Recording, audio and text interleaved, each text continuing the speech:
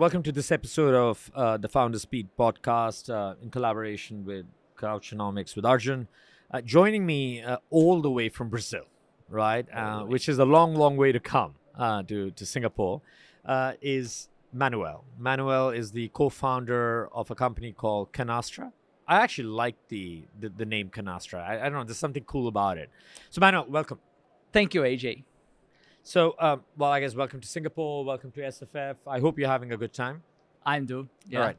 So just quickly, right, as I was talking to you before we started, the conversation is not going to be about Kanastra, right? The conversation is going to be about Manuel as a founder, right? So I'm going to pose a very open question to you, right? Okay. Which is which is a conversation starter. You imagine we're sitting at a coffee shop with a yellow table. Right. There's no coffee, but just imagine. We could have coffee, Brazilian coffee. Right, we could have Brazilian coffee, right? Although Colombian I prefer. All right. Talk to me a little bit about how did you start as a founder? Give me a bit of a story of how you have sort of come on this journey of being a founder. And then, give me a couple of events or a couple of instances over that journey which have sort of shaped you into the entrepreneur that you are today. Good questions. So the first one, how it all started. You said you like the name Kanastra. It's actually a national park in Brazil, and the company is named after the national park. And that's nice. It started when Gustavo and I, my co-founder, we were camping for a weekend for running a 50-kilometer run on Saturday. And okay. I have better ways to spend Saturdays, but good for you. This is a pretty much good way off. And we came out of this idea of starting our own business with our own culture. And that's how it started before having a thesis or a business plan or so. And how long did you know Gustav before that? We're best friends since university. Okay. And at the time, that was 8 years, 7 years. And how long have you guys been together working on this business? On this business for 2 years, but we've had the previous business. So in total, 4 years working together as co-founders. Okay, so let's talk about the first business, right? So let's talk about,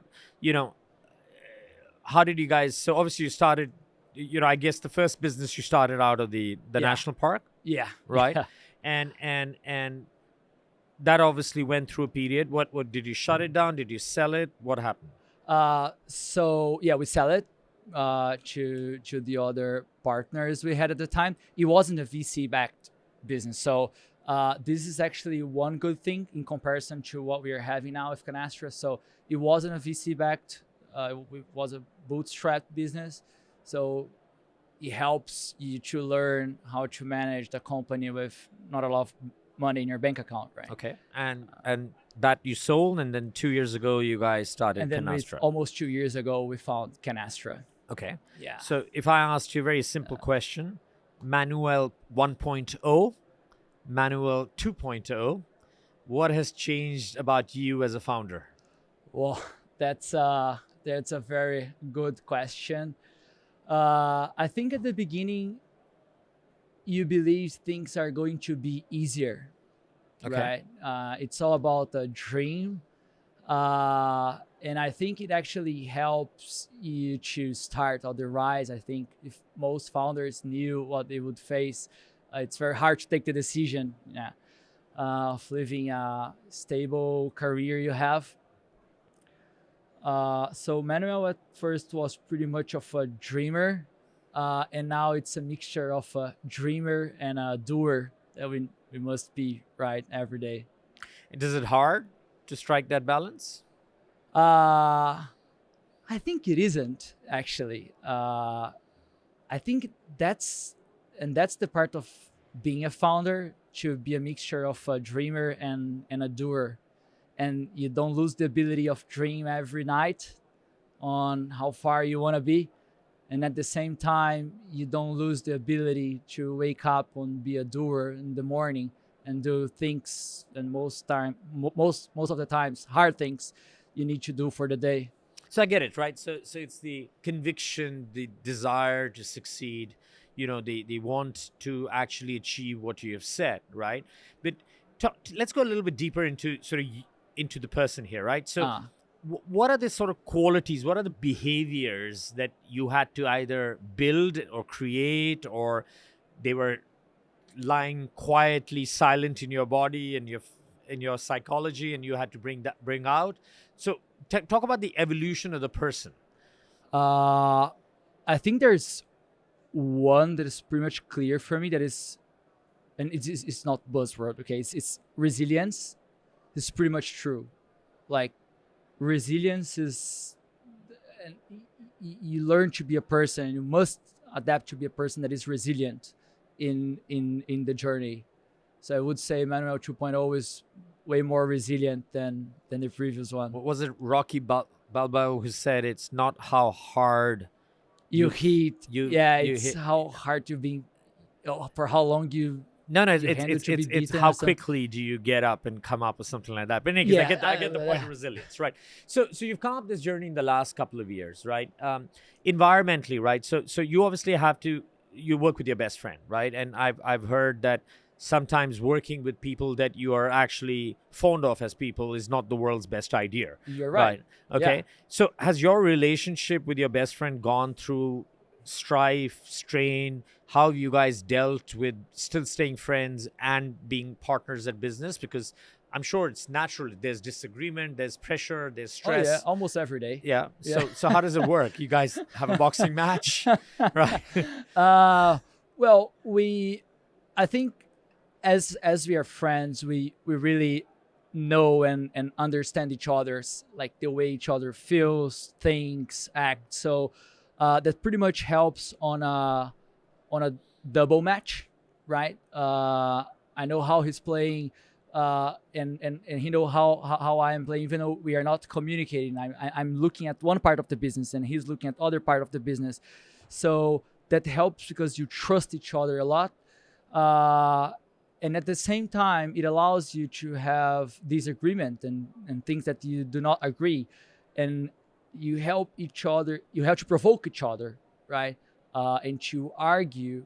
And for the company in the long term, I think that's better.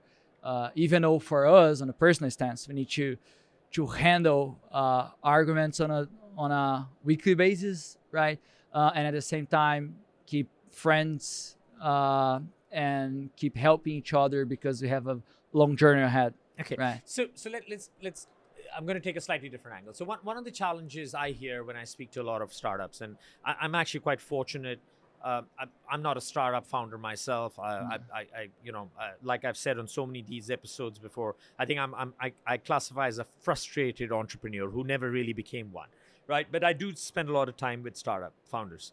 One of the things which is common that startup founders say is that there's a constant need to continue to evolve, right? To Right. keep getting better at new things, right? But at the same time, they always say that there just isn't enough time in a day.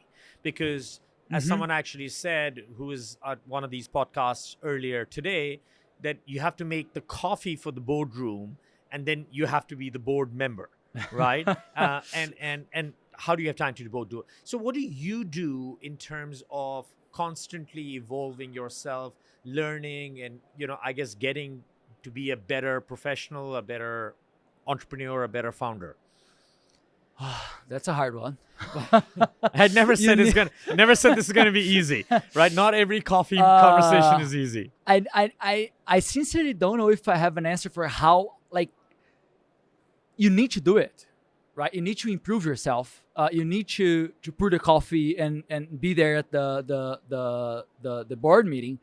So I think you go to what's more urgent and what hurts the most. So if I need to improve something, for instance, communication, right?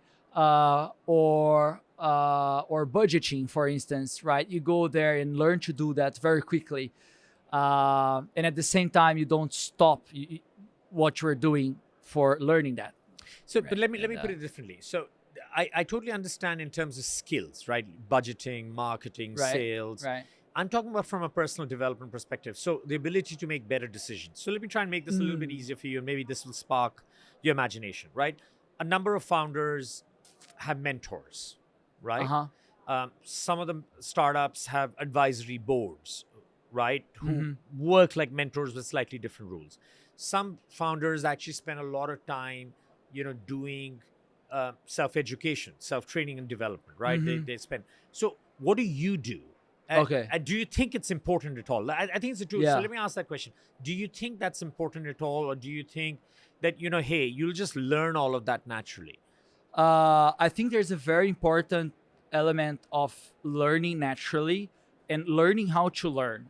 So observing yourself, observing how you react, how your body react, and the other part is looking into people and talking to people. Not formally mentorship, for instance, in my case, but looking to other people and talking to other people that have gone through that. Other founders, for instance. To me, Right. that's mentoring. Mentoring doesn't have to be you sitting in a Right. room with Okay. someone Yeah, at the that's a end of the good point. call. Uh huh. Mentoring for me is exactly right. Being humble enough to go to somebody and say, Right. I do want to have a conversation about something. You've been through it. And you must be humble for Yeah, that. exactly, right? As founders, sometimes we think we must know everything, and And that's that not was true. the next question I had, Uh, right? As founders, because on one side you have to have this conviction, right? You have to believe in your idea. At the same time, you have to be able to take sometimes negative feedback, right? mm-hmm.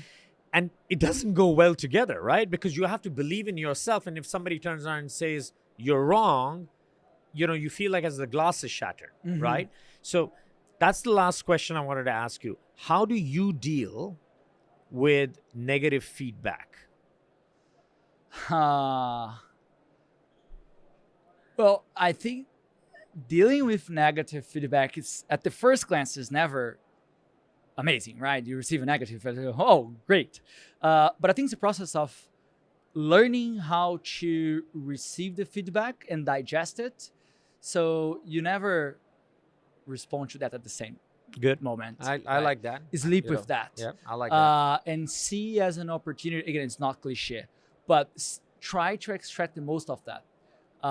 You're going to grow with the negative feedback. It's much more valuable than only positive feedbacks. It's very easy. Everyone saying, the company's going great. You guys are doing great. But that's not what pushes you forward, what makes you grow. Those are negative feedbacks that makes you grow the No, most. I like what you just said. We're unfortunately out of time, right? We had a quality time. Right. We, enjoy your time in Singapore. Is this the first time you're here? The second time I'm Second here. time. All right. All right. But so enjoy your time at SFF. You got 3 more days to go ahead, or Yeah. 2 more days to go Amazing ahead. festival. Right. It's awesome, right? They put a great show together. I've been coming here for the last 5-6 years, right? And I, every time I come, I thoroughly enjoy it. This is something that I'm doing for the first time because they asked me to sort of help them out with, and this has turned out to be an awesome experience too. Best of luck with Kanastra. Next time I'm in Brazil, I will look up the national park, right? Do it. I'm not a big camper, but maybe I'll just drive through it. So I just want to shake your hand and wish you and Kanastra the very best. Thank you right? very, very And- much. And thank you for coming in. Thank you very much. Thanks for hosting.